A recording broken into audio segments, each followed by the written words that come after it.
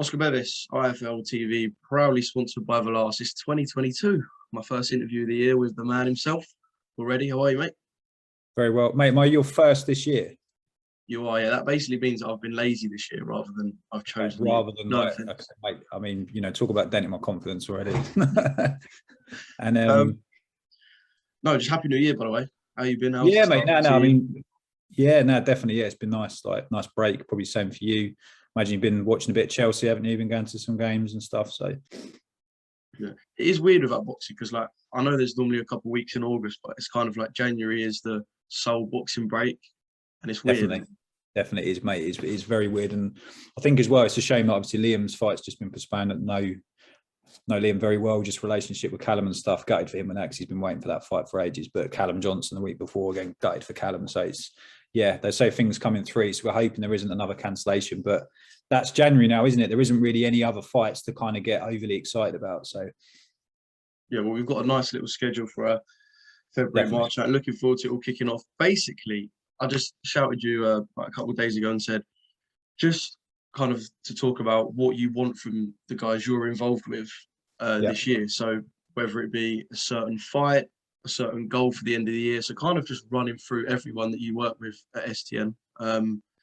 And yeah, I suppose I'll just start with someone to kick off because I'm interested to see what he's going to do this year, of course.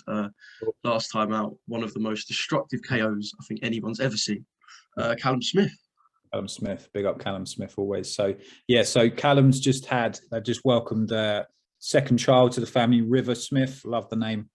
I know someone else who's got a kid called River, but now big fan of the name. And yeah, just again, Callum's enjoying a bit of downtime. I know people say, he doesn't fight that often, but the reality is the level he's at, what he's achieved, there isn't a lot of dance partners for him. And Callum's been able to, look, we work for him. I don't manage Callum. Callum manages himself. We're sort of part of his advisory team, however you jazz it up. But Callum, picks and chooses when he fights, when suits him. Lets myself, business partner Sean know, and we obviously speak to Eddie and kind of go from there. So, plan for Callum is April. So we're looking at for him to come back around April time, subject to dates and availability for people. Gives him enough time to enjoy the baby and have a camp. But I think Callum's ready to like hop straight back in. I think the light heavy mix is thriving, as everyone's saying. So I think it depends if any of the world champions fancy it. Callum's definitely up for it and he's ready to go. I mean, Callum is the number one ranked light heavyweight on box record. Obviously, he's not a world champion, but anyone who knows Callum knows that he's such like a hungry and driven bloke that I kind of expect that he won't feel like a number one until he's got some sort of belt at all. No, definitely not. And I think he's not someone who, great, I'm number one. Like for him, it's like, well, he probably doesn't even, someone's probably sent him that. And he's thought, all right, okay. I mean, I send him the rankings, like where he's moved up to. I think after Castillo, he's, WBC put him quite well. And I think one of them might have been the WBO or someone. We were like, hang on a minute, why is he there? It's kind of, and I think probably all managers and management teams and stuff, they will have that kind of conversation as a collective. So Callum's just focused on that. He just wants, we'll see how the landscape lies, see what fights Eddie's got to offer Callum, and we'll go from there. So we should. I think Sean, my business partner, he's got a call with Eddie today, actually, Thursday. So yeah, he'll catch up with Eddie, and Eddie will catch up with Callum and stuff, and then we'll go from there. Just finally, for fans of Callum Smith, they can expect him to fight for a world title this year. Definitely. Yeah. I think there isn't great respect to anyone else. There isn't any other fights out there for him, I think, other than the world title. And I know Craig Richards well, I know Boazzi well, I know a lot of those guys well. Funnily enough, I was on a train back with Josh from Manchester actually in the morning, him and Will Harvey.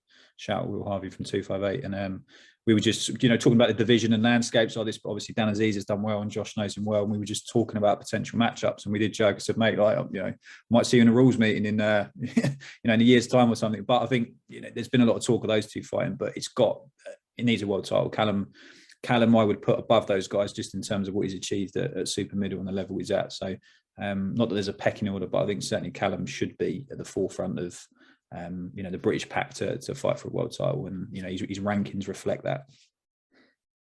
Heathen Iarko, my new favourite fighter.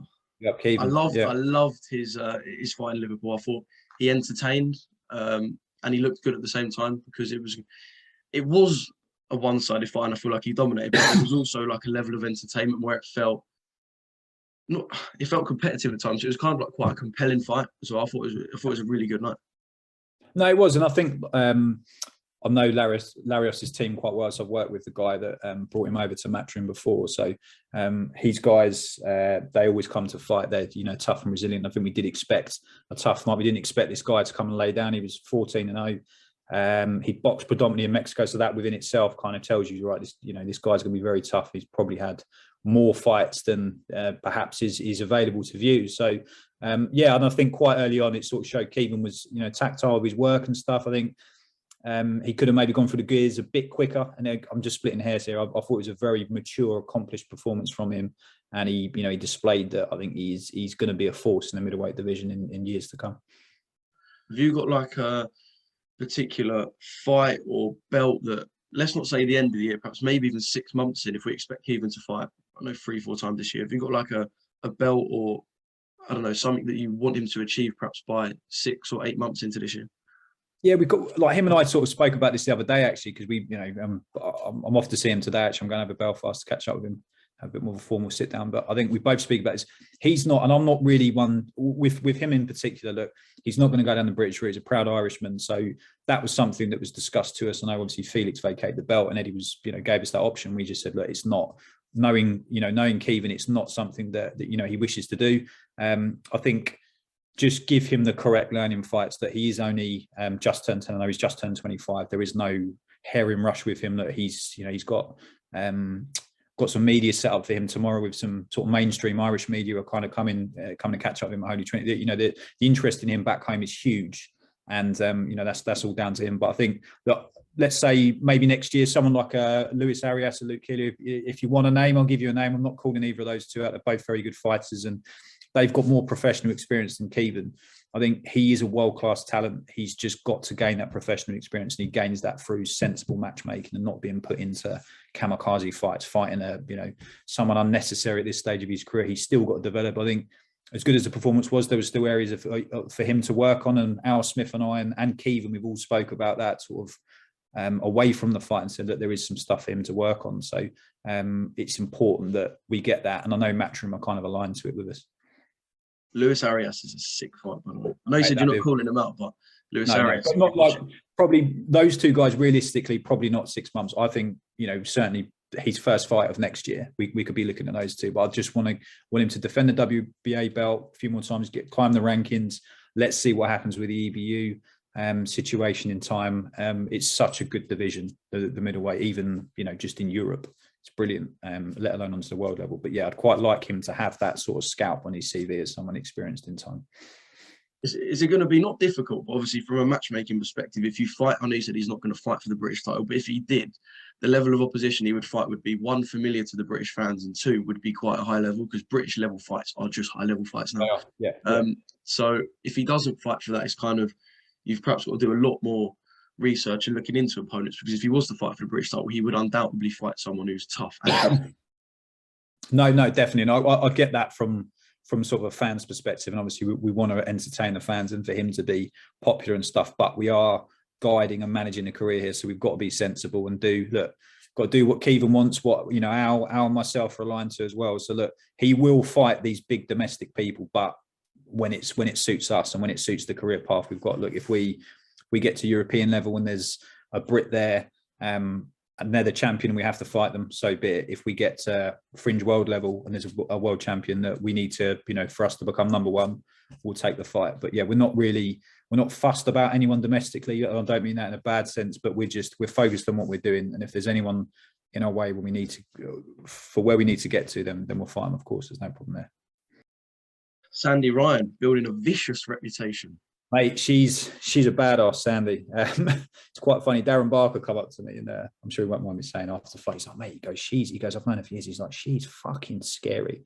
I got on very well with her. We have had, I've got, just with Sandy's personality, there's sometimes when you clash, not in a bad way, but we kind of have a different of opinion. We're always very honest with each other. In a relationship, like in boxing. Yeah, no, of course. And I think, look, yeah, she's, I think sort of fortunate with, she's like a little sister to me. Like, we're kind of very, we're close and stuff. She shares a lot of stuff about her outside the ring. And, she's met my family. She knows my kids well. So we get on very well. But I know what makes her tick. And was talking to someone about this the other day because I'm like, oh, do you think she's a bit too fiery? But if you were to compare her to a footballer, like you look at a Roy Keane or a Rooney or the Vieira or those types of players, where I think if you take the aggression out of them, they're not the same type of player. They don't have the same intensity. They don't have that same sort of desire to win. Football's different to boxing, of course, but with that type of player, you know that they're going to get sent off, or there's going to be occasions when you're going to be like, oh God, what have you done? A rash tackle or something. That's you're going to have to. I think with Sandy, it's just a case of bottling it. But genuinely, she's at a point where, look, I said to Eddie early this month, I said, look, Bustos next. He was like, really? I said, mate, that's a great fight for her. I get for Bustos, it's a dangerous one because she loses to a 3-0 girl in her 4th pro fight. She's finished. She was going to fight McCaskill at 147. But that's the level of people we're looking at. Anahi Sanchez, I want Sandy to have one more fight. She can go and fight her. She is, if you understand your female boxing, she is like nails, tough, Argentinian ex-world champion, as is Bustos. Bit of a step up. But that after those 2 fights, whether again we get someone, a former world champion, or I want someone very solid for our next fight, then we fight Sanchez. After that, genuinely, anyone in the world will fight. There's no problem because she's ready. She'll be ready to go. I see. I can't remember. Was it Rick Ramos? It was Rick Ramos. When someone was talking on Twitter to her, and she loves social media. She replies. She's active. Speaks to fans on there, and that someone said to her that it's all good having this reputation, but you've got to have this vicious knockout reputation against that level of fighters. You believe that when she carries this up, it will be the same Sandy Ryan, the same vicious, horrible Sandy Ryan. No, definitely. And I think I was talking to Clifton about this the other day. Like, unbeknown to Sandy, like she is a role model, and people may think, really, but she gets stopped in the street in Derby if she goes to Nottingham, next town. Whenever I've been out and about with her, sort of outside of Derby, and she gets stopped and asked for pictures by little girls, boys, guys, guys your age, guys my age, bit older. She's very, very popular, but she'll take time. She's not this snarling. She's not just walking down the road chewing on like a dog treat and she's just snarling at people. She's a very sort of affable person that my daughter loved. My oldest daughter loved her when she met her and stuff. And she's very, very personal. But when it's time to fight, just a switch goes on and she's ready to go. But I think the fight for her, and again, we've got to have something for this person to be interested. I think Sandy Chantel Cameron, end of this year, next year, that is a massive, not just all British female fight, but I think a fight on the world scene. Again, we've got to have the correct learning fights. Depends what Chantel does afterwards, whether she goes up and fights McCaskill and tries to do 2-time undisputed. But the fight between those two, not just stylistically, but personalities and everything, that is, I think a lot of people will be salivating about that fight. I think it'll be incredible. Mate, stylistically, that is so good. Such a good fight, isn't it? It is so good. Actually, do you know what? Now you mention it, I think you could, and you say stylistically and personality-wise, but stylistically, I think you could actually argue that is probably up there with the best, if not top 2, 3 best female fights to be made. Definitely. Oh, yeah. Sky Nicholson. Just my first question on this, actually, I just want to know the difference between working with a female fighter and a male fighter, and like how you have to build them, because obviously yet to make a professional debut. Based herself over here. So I want to know the difference between building the two, because I suppose very different building someone like Sky to building someone like a male fighter from their debut. So I think the biggest difference is at the moment it's I don't like the term developing sport. I think the pool of talent isn't quite what it will be. I think in 5-10 years time we're seeing it's inspiring the next generation of young females to get into boxing. We're seeing some very talented people coming through. We saw how many medals GB picked up, and obviously Sky was unfortunate to miss out on the medal, but I think the quality is going to come. So you see that they move a bit quicker. Shannon Courtney, I think Ellie Scottney will probably box for a belt soon. Rachel Ball box for a belt soon. So Kirsty Babington's been ordered to fight for the EBU title. So they're being put into fights maybe after 5-6 fights, when in the male perspective, you'll probably just go into 8 rounds. But I think it's just the good ones can be moved at a pace. Not just from amateur experience, but I think if they've got all the tools in the bank, and if the manager and the trainer feels comfortable that they can move. I think with Sky, she's very, very talented, slick southpaw. She's training down Al Smith's gym with Al and Eddie Lamb, so she's got the two, the very technical perspective from Eddie. I know you've been down there, but I think they both work very well together, and there's not many sort of trainers, coaches that have that kind of the differentiation between the two. And I think it makes them a well-rounded fight. You just need to look at the fighters they're producing. They've got down there Sam Noakes, Dennis McCann. Obviously, star-wise, they're very different, but they're both very talented in their own respective. Keevan, Elliot Whale. There's some really talented guys down that gym. So I think, yeah, she's enjoying it down there. It's her first full week. But with her, yeah, look, we'll give her, she'll have a couple of 6s, she'll have a couple of 8s. We'll progress the opponents up, we'll progress the rounds up. She's going to campaign at featherweight. And her debut is set for March the 5th. She's in San Diego on the Estrada card. So yeah, looking forward to that. Yeah. Kal Yafai. Kal Yafai, yeah. So Cal's had a few bits and pieces sort of outside the ring that he's been sorting out. So we linked up officially November 2020. Last year there was some, had a few bits and pieces going on that he had to sort out. He sort of changed his training setup, and he's just sort of finalising that at the moment. But he's been training non-stop. I think with probably a month or so notice, he's ready to go. We're kind of having the conversations with Eddie on potential dates for him. He was going to go. He was going to box early December on the Haney card, but it was a bit too soon, and he was sort of nursing a small niggle injury. But no, looking for Kal. I'm hoping Cal's back end of next month, March time. That's when he's ready to go. Bantamweight, I think probably 1/2 fights, and then I'd quite like him to fight a Charlie Edwards or Paul Butler. I think I'd like him to experience one of those domestic fights. But equally, if either of those 2 fights not available because one of those two's gone for a world title, I think certainly if Inoue, as I'm hearing, is going to potentially move up to super bantam, those belts will become vacant, and then I'm sure that there'll be a big clamour for a lot of bantamweight fights to grab. And Lee McGregor's knocking on the door as well, isn't it? He's not too far away. Really talented fighter, rate Lee very highly. So yeah, I think you could actually have sort of 4 British world champions at the weight, which would be crazy. Sure, my next question was literally going to be, when you'd finished speaking about Kal and his last year or so, was going to be Charlie Edwards, because it doesn't matter how far you go back. You can go back to interviews in 2017, 2016. Their names have been linked. So yeah, it's one of them, isn't it? Mate, it is. And look, I know Charlie very well. Got a lot of time for Sonny as well. See Sonny quite a bit in the Still City gym. Good family, very talented boxers. I think it's just one that if it makes sense for the pair of them, I think do it. I think why not do it? I think there's such a clamour for it. You look at sort of Brooke Khan, I'm excited about that one. But I think if you've got a dance partner, a domestic rival, and if it makes sense for both sides, it's not just, well, this makes sense for us now and the other sides. For Charlie, I'm sure that he's got his own ambitions. It might not work for him, but I think if it does, look, I know Kal and Charlie don't like each other that much, but I've got a lot of respect for Charlie. Charlie's cool. Yeah, mate, Charlie's always been cool with me. So, but yeah, I'd love to see that fight. I think it'd be a great fight, and I think you'd see the very best of both of them because they both bring it to the table. And yeah, I think I wouldn't see that going 12 rounds.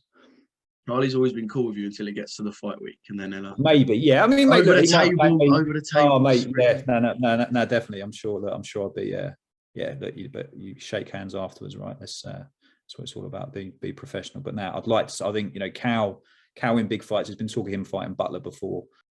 Paul's another very, very good fighter that I've spent, fortunate to spend quite a bit of time around as well. So yeah, I think either of those two after Cal's had, he needs one to come back, bust a couple of cobwebs off, and then we'll see what's available after that. Yeah. Dalton Smith, yeah. So Dalton, he will be back probably end of March. So yeah, just tying up a fight for him at the moment. I think it's almost done, but for him, I think he's won, and then we're just waiting on Sam Maxwell. So because he's got the English championship, that automatically makes you mandatory when the kind of the mandatory carousel is called at the British title level. So it's always a good one to win because you can that you're going to be sort of slotted in afterwards. So yeah, subject to, I don't think Akeem, I mean, mate, with the MTK management links, you may know better than me, but I don't know if Akeem and Sam are going to do that again. If they're going to run it back, probably not. So I've not seen anything on the board circulars, but yeah, Dalton, Sam Maxwell this year, great fight. Sam's again another very talented fighter. I think that's the test that Dalton needs, and yeah, he's ready for it. I know Grant's excited at the prospects of that fight, as is Sean and myself and the rest of the team. And yeah, I think it will be, to see Dalton pick up the British title this year will be a very special moment for father and son, Grant and Dalton. It's going to be a mad couple of years for Dalton because obviously, don't look ahead. Of course, no one does. But if he was to pick up the British title, I know it's just every single person who speaks about Dalton, whether it be current fighters, ex-fighters, pundits, promoters, managers. I've never heard anyone say anything negative about not just him as a person, but him as a fighter. It's always Dalton Smith, one of Britain's best top tier talents. Great, yeah. I mean, he's got technically. I've seen him spar a couple of times, and you just see him. He's just unbelievable. Like technically, he's got absolutely everything. Like he can punch. I think people are like, he's just a skillful fighter. He's a thick set, strong young man. He can punch. He's going to be a big problem. And again, he's someone who very excited. Give him the correct, like we said about Kevin. Give him the correct learning fights. Win the British title, and then obviously have a conversation.